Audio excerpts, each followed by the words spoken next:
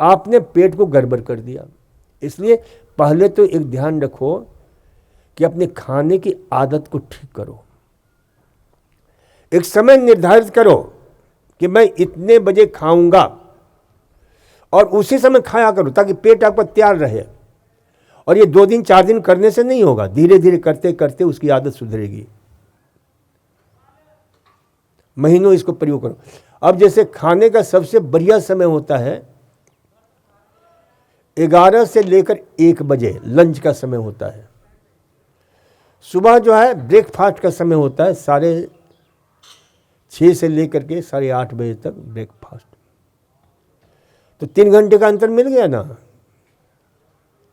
यानी सुबह जो है 10:30 से लेकर 11:30 बजे तक। तो 11:30 बजे से लेकर के 1:30 बजे तक यानी सूर्य की किरणें प्रचंड होती हैं, तो आपकी जठराग्नि भी प्रचंड होती है। सूर्योदय हो रहा है तो आपकी जठराग्नि भी उदय हो रहा है। मैंने कहा था ना एक दिन कि हमारा बायोलॉजिकल क्लॉक, जो सर्केडियन रिदम है, जो हमारा बायोलॉजिकल क्लॉक है, उसके अनुसार भोजन का डाइजेशन, एसिमिलेशन सारा कुछ तय होता है। तो इसलिए जो है ना, इसे ध्यान रखो कि भाई उस समय आप निर्धारित कर लो कि इतने बजे मुझे खाना है, जब आपका समय होता है। यानी 11:30 से लेकर के 12:30 तक, 10:30 से लेकर 12:30 बजे तक खाने का बहुत अच्छा समय है। उसके 1-1.5 घंटा का जो ना, आप आगे भी जा सकते हो, कोई दिक्कत नहीं है। तब तक वो सूर्य प्रचंड ही रहता है। इसलिए गर्मी के मौसम में, ठंडी के मौसम में जब बादल साफ होते हैं ना, तो आपकी भूख भी बहुत अच्छी लगती है।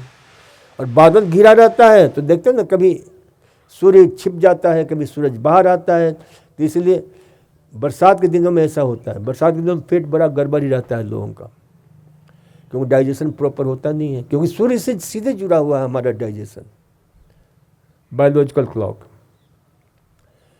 तो इसलिए जो ना, ये ध्यान रखो, एक तो खाने की आदत ठीक करो। रोज एक निश्चित समय रख दो कि मैं शाम को इतने बजे खाऊंगा। और शाम का भी समय क्या होता है? सनसेट, यानी जब सन सेट हो रहा है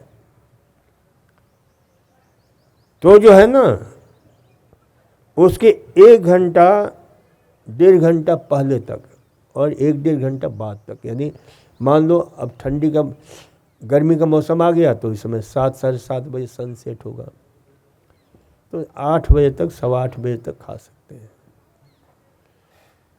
और 5-5:30 से लेकर के 8:30 बजे तक का समय बहुत अच्छा रहता है। ठंडी के मौसम में भी 5 बजे सनसेट होने लगता है, तो उस समय खा लिया करो। समय निर्धारित करना सही है। अब पेट में गैस बनता है, एसिडिटी बनती है। गैस देखो क्या होता है, गैस उनको ज़्यादा बनता है जो लोग दाल वाली चीज़ें ज़्यादा खाते हैं, मांस मछली ज़्यादा खाते हैं। उनकी गैस भी तो बड़ी विचित्र होती है, क्योंकि उनके पेट में कौन सा गैस बनता है? तो कार्बन डाइऑक्साइड है, ऑक्सीजन है, नाइट्रोजन है। ये कैसे हैं? ये एंड प्रोडक्ट है हमारे, जो भोजन लेते हैं ना उसके। तो ये गंधहीन गैस है।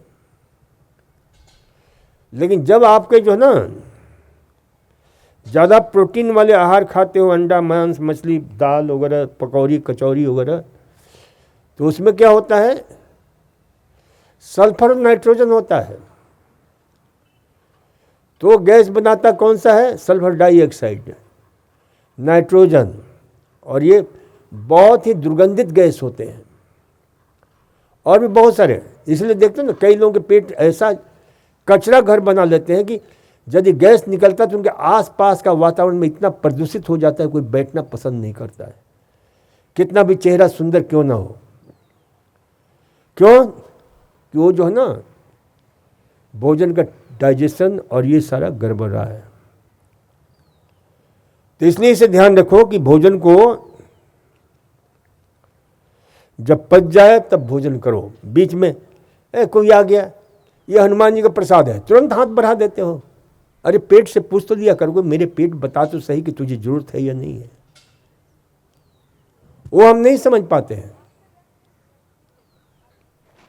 तो इसलिए जो है ना, ये ध्यान रखें। अब ये बात उन लोगों को समझ में नहीं आएगी जो यहां बताया जा रहा है, उठ उठ के चल दिए, पेट में गैस लेकर घूमते रहेंगे और वातावरण को प्रदूषित करते रहेंगे, गड़बड़ी पैदा करते रहेंगे। अरे भले आदमियों, ध्यान से सुन लो, ये आप लोगों के लिए कार्यक्रम है ये।